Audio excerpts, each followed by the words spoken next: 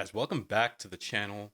Ron FFB, I am Ron, and I'm struggling to decide who to pick between Jamar Chase, Amon-Ra St. Brown, AJ Brown, and Justin Jefferson. We're going to break down each guy in this video, and by the end of this, I'm going to tell you guys who you should be taking number 1, number 2, number 3, and number 4 of those 4 players. Now, I'm in this exact same situation in my main league. I'm going to have to probably pick between one of those 4, probably one of those 3, like one of them might be gone by my pick. But so I decided to do some of this research. I decided to do the due diligence, look into the data, and I figured why not just share that data with you guys, share with you what I've found. And we're going to start this video with Jamar Chase at the top of the video. So we're going to talk about some of the good, we're going to talk about some of the bad, and we're going to do some comparisons at the end. So stay tuned for that, guys. If you are not subscribed to this channel, please do go ahead and give me a like, give me a sub. Let me know what you guys think in the comments. Let me know if this is a type of format that you guys do enjoy. We're going to start with Jamar Chase. And first of all, he exploded as the wide receiver 5 as a rookie. I don't know if you guys remember that offseason. He had like reports that he had a lot of drops in training camp. He was down bad, ended up being an absolute beast. Wide receiver 5 as a rookie. In year 2, he had some hip issues, so he only finished as wide receiver 12. And last year, he finished as the wide receiver 11. Now, keep in mind, Burrow was injured to start the season. He had like a calf issue, which really limited his mobility. You can really tell that he couldn't really move very well. And then he ends up going out for the entire season. So, Jamar Chase, he finishes as wide receiver 11, didn't have Burrow he didn't really have Burrow in his true natural, MVP style form, in my opinion. But he still finishes as wide receiver 11. And specifically, a very interesting stat is that he averaged 20.6 points per game in the 5 games that they play together. So Burrow and Chase. And that's with a hobbled Burrow, right? So very impressive. Here's a stat that I think it's a little bit of foreshadowing. In 28 games played in the last 3 seasons, which is concerning. He only had 28 games played. He actually scored 29 touchdowns in that span. So he has very high touchdown and yardage upside. He's been, hobbled. He's been injured for a lot of his first 3 seasons. And despite that, still has been an absolute touchdown machine, right? But there are some concerns. So we'll cover some of the worries now. Now, here's number 1. He has a decent supporting cast now, headed by T. Higgins, who can really threaten Jamar Chase's production, really take a lot of those like high value, like red zone type looks. T. Higgins has always been like a big red zone threat. So from a touchdown point of view, when they get into the red zone, it's like 1A, 1B type situation. So that's what maybe caps his touchdown equity. There's also like emerging guys on the team that the Bengals are really like right now. Next worry is that Burrow's health. So we don't know if Joe Burrow is going to be healthy. I don't think he's an injury-prone player. It just seems he's been dealing with injuries last season. He did have obviously the ACL injury in his rookie season, but we've seen Burrow be healthy. He's a pocket passer. Like, we shouldn't expect, above average. I think he's just been unlucky. I don't think we can expect like above average injury concerns. Another worry or another concern for Jamar Chase is that the Bengals have the 25th ranked strength of schedule for wide receivers and 29th for quarterbacks, which is quite concerning. Tough sledding might be ahead for the Bengals. What that means is essentially out of 32 teams, the Bengals are 25th ranked in terms of the difficulty of their schedule. So there are only 7 teams with a harder schedule than them. And 29th for QBs, also pretty concerning, right? Like, that means Joe Burrow might struggle. He might be going up against some really good secondaries. So those are the concerns. We are now going to move on to Amon-Ra St. Brown. There's going to be a lot of similarities between the things that I cover on each player, so just keep that in mind. Here's his profile. So he popped off in the second half of his rookie season. So for all these guys, I'm looking at just the past 3 seasons, by the way. I probably should have mentioned that up at the top. And he ended as the wide receiver 21 in his rookie season. So nice second half of the season, a really strong ending. He had like 4 games in a row with 4 touchdowns or something like that, or 4 games in a row with a touchdown. And then in his second year, he was the wide receiver 7 with 106 receptions, 1,061 yards, and 6 touchdowns. Essentially cemented himself as wide receiver 1 that season. But there were some concerns going into the next season. Not a lot of touchdowns. He didn't seem like a big touchdown threat guy. Perfect type of PPR pick in the next draft. He ends up going in like the middle rounds, like 4th, 5th round. Ends up returning on that investment super fat for all owners. finishes the season as the wide receiver 3. And on top of that, here's a very important part about Amon-Ra St. Brown. He won people a lot of championships in the fantasy playoffs, right? So from week 15 to 17, he had 24 fantasy points, 28 fantasy points, and 22 and half PPR. Now, as somebody who had Amon-Ra St. Brown as my keeper last season and then trading him for Jamar Chase, I was a sad, sad boy. And the person I traded him to ended up winning the fantasy championship in my main league, right? I got Pacheco in return for the trade as well, so it kind of evened out. Pacheco was really good for me, and Chase had a couple pop-off weeks for me. But, I mean, if you get the wide receiver 3 and he's the most valuable in the fantasy playoffs, you probably won that trade. Next thing, he's the clear wide receiver 1. The offense is pretty much built around him. I know there are like younger, exciting options, but it's still going to be Amon-Ra St. Brown and co. So that is good. And when it comes to strength of schedule, the Lions have the 6th easiest strength of schedule for wide receivers. Very favorable, very nice. And 9th ranked for quarterbacks. So great strength of schedule for wide receivers, great for quarterbacks. That's what you love to see.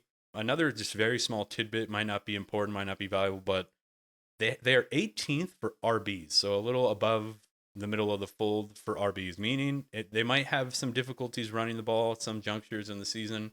Could also be a benefit. I don't know. Here are the worries for Amon-Ra St. Brown. Jameson Williams has emerged, or he's emerging. At least that's what the training camp reports say. Number 2, Jahmyr Gibbs is expected to get a lot more receiving work and a lot more work in general.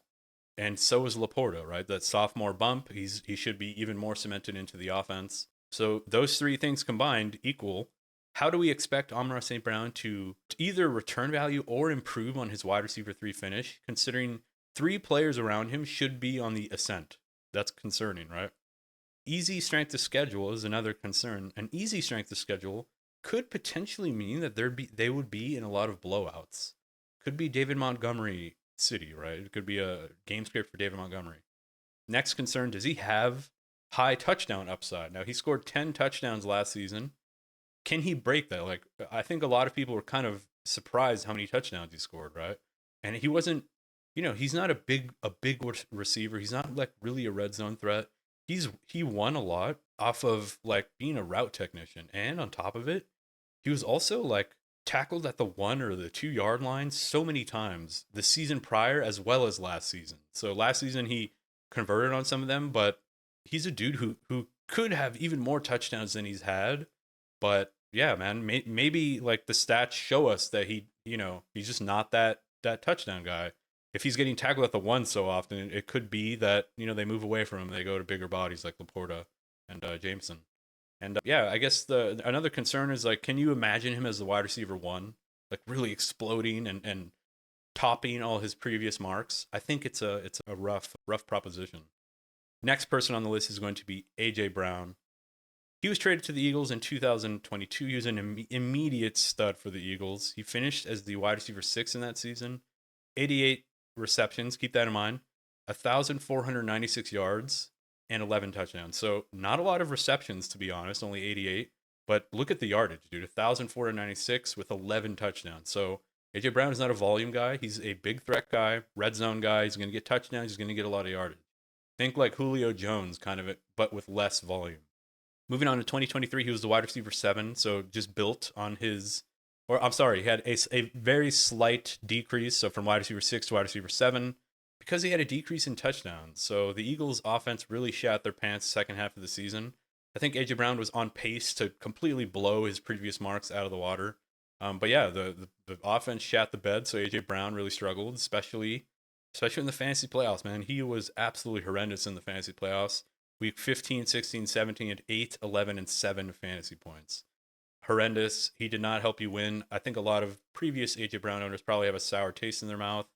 That could represent, opportunity for us, where a lot of people might be down on him who had him, or anyone who played against him would probably also be like, not down for that. Another very good aspect of why AJ Brown is very exciting to me this season is the Kellen Moore effect. So Kellen Moore is now the new offensive coordinator for the Eagles. Everything Kellen Moore touches turns to gold. Every place he's been, he's turned emerging wide receivers into absolute stud top 3 wide receivers. He did it for Keenan Allen. He did it for CeeDee Lamb. If AJ Brown is used in a similar way, you can expect him to be an absolute top top 4, top 5 wide receiver with top, wide receiver 1 potential. It all depends on how they use him. Now, the issue, here are the worries. Now, these are similar to St. Brown. We have the Devontae Smith.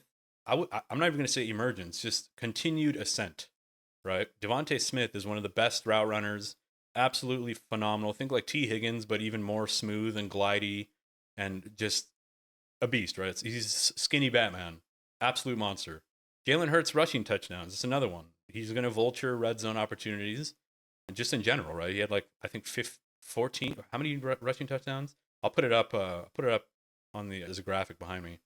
Tougher schedule in 2024, meaning they have the 20th ranked strength of schedule for wide receivers, 19th for quarterbacks. So a little bit, in the second, not too far in the second half, but they're in the second half of the NFL in terms of strength of schedule. So not really great, but also not horrible. They're not in the high 20s or anything like that. And a concern that I have is that can he get over 10 touchdowns this season? So that's kind of like the mark, right? Like if he hits 10 touchdowns, he's going to get the yardage. He's going to return that value. Like obviously you want to see 14, 15, 16 touchdowns for wide receiver 1 upside, but that's a difficult proposition considering the fact that they bring in Saquon Barkley, Devontae Smith, as I mentioned, Dallas Goedert, who's been an absolute beast in training camp. I think he had a preseason game where he scored 3 touchdowns, and now Jahan Dotson is now in town, who they just traded for. Now, they didn't give up a tremendous amount for Jahan Dotson, but we have seen Dotson be a high touchdown guy, so that's just something that you want to keep in mind. I don't think he's going to have a huge impact. But yeah, I don't know if there's going to be enough volume for that wide receiver 1 upside with all of those things in mind. Moving on now to the next player, it is Justin Jefferson. He's the last player on this list. Justin Jefferson exploded onto the scene, and in his rookie season was the wide receiver 5. Absolute beast. Proved to everybody in his very first season that his draft capital was worth the pick. In 2021, he was the wide receiver 4 with 108 receptions, 1,616 yards, and 10 touchdowns. Absolutely phenomenal, fantastic. That was, kind of like, okay, this is he's now the top wide receiver in the league, right? And in 2022, he was the wide receiver 1, the absolute monster wide receiver, 128 targets, 1,809 yards, but only 8 touchdowns. So that's a little bit of a mark on Justin Jefferson's profile is his lack of touchdowns, but there's a little bit more context. So in 2023, he was only the wide receiver 29, but we saw what happened last season, right? He gets the hamstring injury. Kirk Cousins tears his Achilles injury. It was night pretty much for Justin Jefferson's value. At least that's what we thought, right? So he ends up getting, he ends up coming back from his hamstring injury, but he comes back to a new quarterback.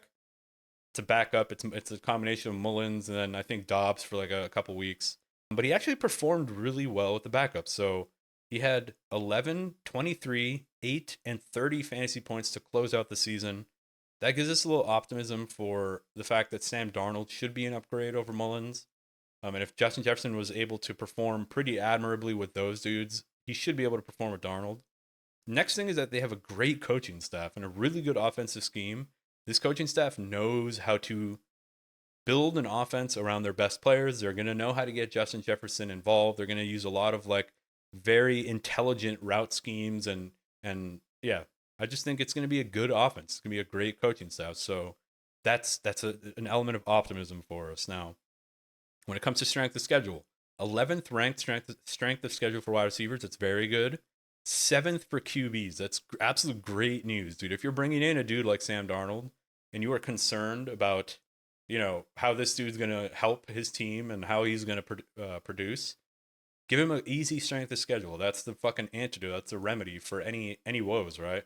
Have a fucking cakewalk schedule. So that's really good. And above all, guys, he's just an incredible talent, incredibly elite, probably the best wide receiver in the NFL, in my opinion. Now, here are the worries for Justin Jefferson. Pretty straightforward. He has the worst QB on this list. Sam Darnold is the worst QB, let's be honest. The team is only projected to be 7-10, and I'm leaning toward the under on that. So I'm leaning that they're going to actually be worse than 7-10. And if they are worse, does JJ lose a little motivation? Does he maybe want to like retain his health for when they actually have a QB?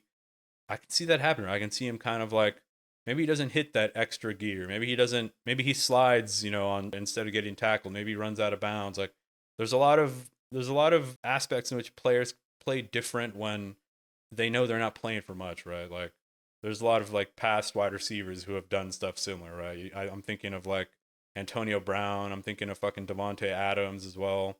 Like you saw it in that Netflix doc with Devontae Adams. He was like, "Why am I like I'm gonna be sent to the hospital, man? What am I doing?" Okay, those are the summaries of the 4 players. Now we need to talk about big picture. I need to tell you guys who I'm going to be picking and my order for each of these guys.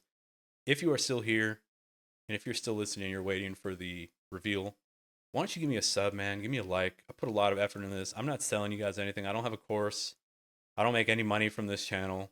If you guys can give me a sub, I would fucking super appreciate it. I'll personally shout anyone who subs to this video. Just let me know that you subbed in the comments. And let's move on to the big picture.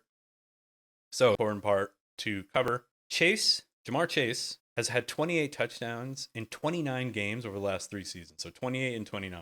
We're going to do 3 seasons for all these guys. Jefferson has 23 in 44 games. AJ Brown has 23 in 47 games. St. Brown has 21 in 49 games. So Ja'Marr Chase is averaging almost a touchdown per game. Justin Jefferson, less than that, right? So 23 touchdowns in 44 games. I'm going to put up the chart behind me. You guys can actually see it. Chase has the highest touchdown upside by far. He produces even without an ideal situation, right? Like Joe Burrow being hampered, injured, doesn't matter. Ja'Marr Chase still produced. Last season in a down year in which he did miss quite a few weeks, he still had 1,216 yards. Like crazy, insane. And he should be in competitive games. The Bengals have a difficult strength of schedule, as I mentioned. So Ja'Marr Chase should return on that value. Like they should continue to be in games. They should be duking it out, either neutral or even negative game scripts. Like I don't imagine them blowing teams out. They don't have like an incredible defense. So that's the thesis where I think Ja'Marr Chase is my number one guy. He's the dude that on this list of 4 guys, he's produced the most consistently over the past 3 seasons, despite not having like an ideal situation. I know you could say the same thing for for St. Brown, that he hasn't. Sorry, for Justin Jefferson, he hasn't had the ideal situation. Like quarterback care. I mean, he had Kirk Cousins for most of that time, right? And we saw like when he didn't have a dude like Kirk Cousins, it wasn't the best. Like he still performed well and he still did well, but it wasn't the best. So I just think like when it comes to touchdowns per game, yards per game, Ja'Marr Chase also blows these guys out of the water. You can see here 128 yards per game compared to Jefferson, who everybody sees as like this yardage monster, only 102 yards per game in the past 3 seasons. So despite the fact that Jefferson had those high yardage totals on the season, if we look at a per game basis, Ja'Marr Chase blows him out of the water, man. 128 per game with almost a touchdown per game. I don't know. To me, it's just like he's set up to have an explosion year. He's set up to be a wide receiver 1. He has the yardage upside, the touchdown upside. He's attached to a good quarterback and a good offense.